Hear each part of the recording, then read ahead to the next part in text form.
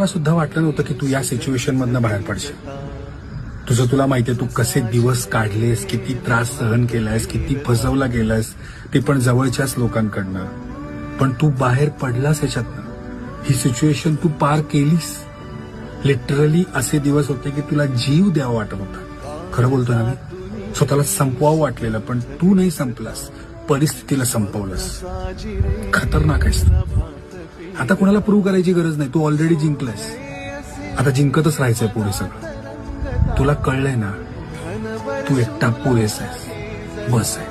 जे कोणी चांगले असेल त्यांना सोबत घे आणि या पांचट लोकांना काही एक्सप्लेन करायला जाऊ नको. हा, आणि एक स्माइल कर. फार छान दिसते तुझ्या चेहऱ्यावरती. अरे कर की.